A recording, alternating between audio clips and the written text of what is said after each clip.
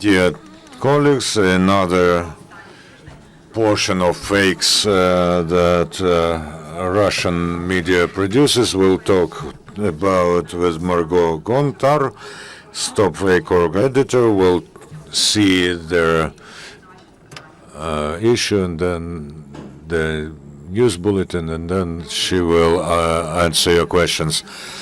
Good afternoon, I'm Margot Gontar, and I represent the resource that reveals fakes about Ukraine, and now you will be able to see our regular issue of, please, the video.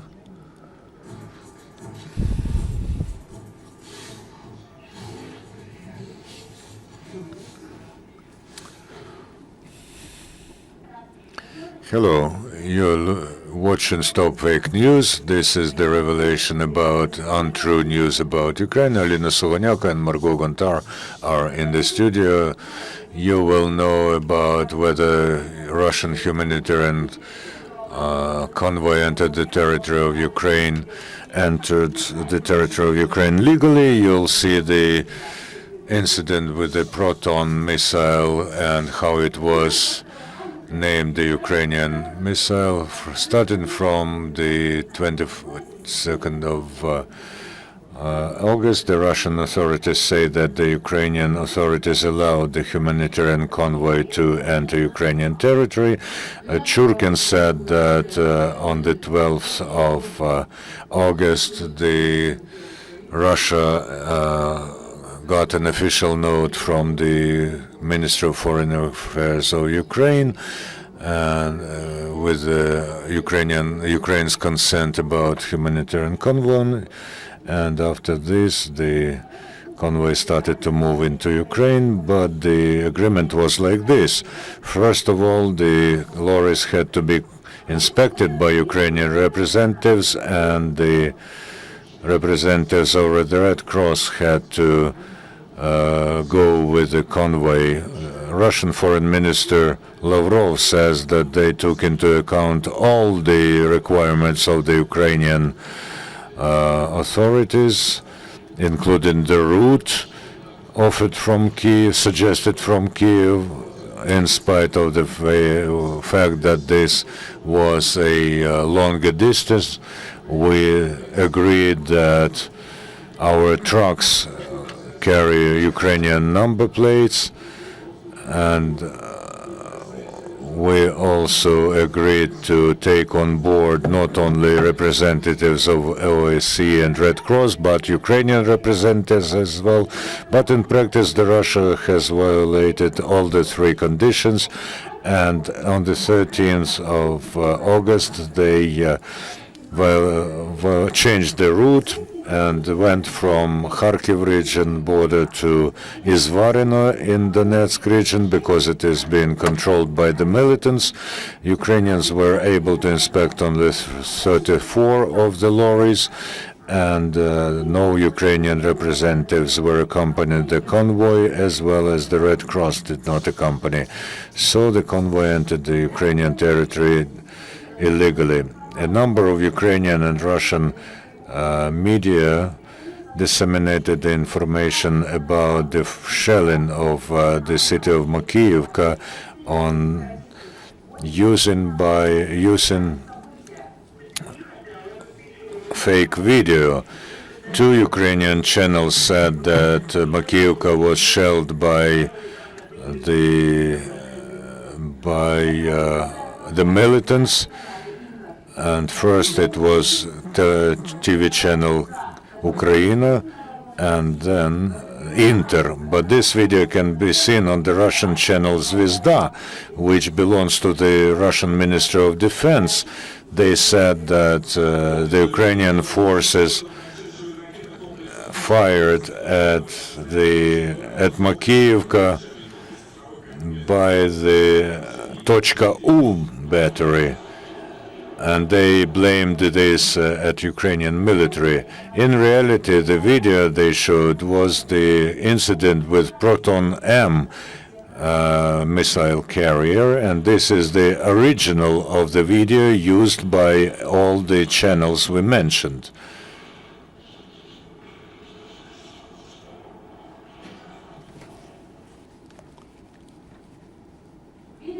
The video was published on YouTube on the 19th of August, but if you compare the dust and fire clouds with this video and the video from July 2013, you can see that this is the same event. This is the video from last year.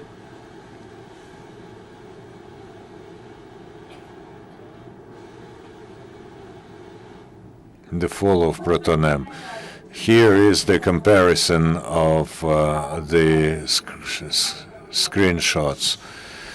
Left Makivka and right the 2013. On the 19th of August, the Russian channel Live News showed the story about the Battle of Ilovaisk, saying that the Ukrainian army was firing at residential blocks.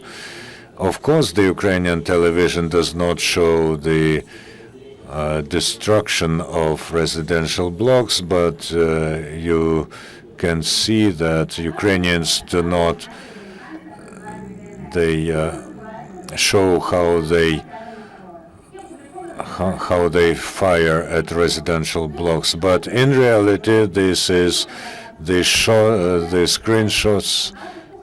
The video news made by the militants, and it was the detachment commanded by Motorola. So they just substituted the Ukrainian army for the militants. Ukrainian intelligence says about the reinforcements to terrorists, 15 APCs, 5 lorries, and fuel trucks have joined the separatists. However, in order to corroborate their words, Inter used the video from Fifth Channel, which was shot 2 months ago when Slovyansk was evacuated by the separatists. Some marginal Russian sites are publishing non-true information about Alexander Turchinov using the fake page in Facebook. For instance, the Readers site says Turchinov demands from military to die with dignity, but not to complain to the media.